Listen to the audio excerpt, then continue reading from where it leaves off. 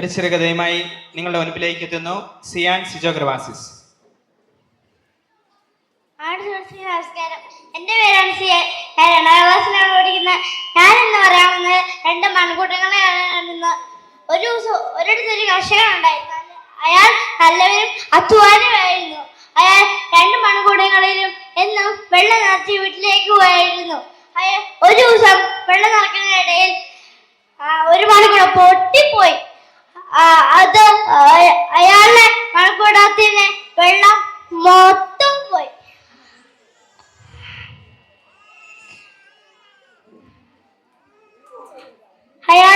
അയാൾക്ക് വീട്ടിലെത്തുമ്പോ അരക്കുടം വെള്ളമേ കിട്ടാറുള്ളൂ.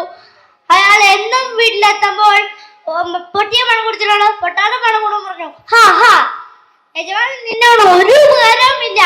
അധികം വൈകാതെ നിന്റെ കളിയിൽ പുതിയ മൺകുടം വാങ്ങും. അത് കേട്ട് ആ പൊട്ടിയ മൺകുടത്തിന് സങ്കടമായി. എന്നിട്ടും ആ പൊട്ടിയ മൺകുടത്തിന് കളഞ്ഞില്ല. വെള്ളം നിറച്ച് വീട്ടിലേക്ക് പോകുന്ന ഇടയിൽ പൊട്ടിയ മൺകുടത്തോട് യജമാനൻ ചോദിച്ചു, പൊട്ടിയ മണോട് യജമാനോട് ചോദിച്ചു, യജമാന, നിങ്ങൾക്ക് എന്നെ കൂടെ ഒരു ഉപകാരവും ഇല്ലല്ലോ, എന്നിട്ട് നിങ്ങൾ എന്താണ് എന്നെ കളയാത്തത്? അപ്പോൾ യജമാനൻ പറയുന്നു, നീ വഴിയിലേക്ക് നോക്കിക്കേ, നിന്റെ വെള്ളയിലേക്ക് കൂടെ എന്തൊക്കെയാണ് വളർന്നു വന്നത്? ചെടികൾ, പൂക്കൾ, കൃഷികൾ എന്തൊക്കെയാണ് വളർന്നു വന്നത്?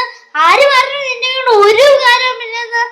നിന്നെ കൊണ്ടാണ് എനിക്ക് ഉപകാരമുള്ളത്. അത് കേട്ട് ആ പൊട്ടിയ മൺകുടത്തിന് സന്തോഷമായി.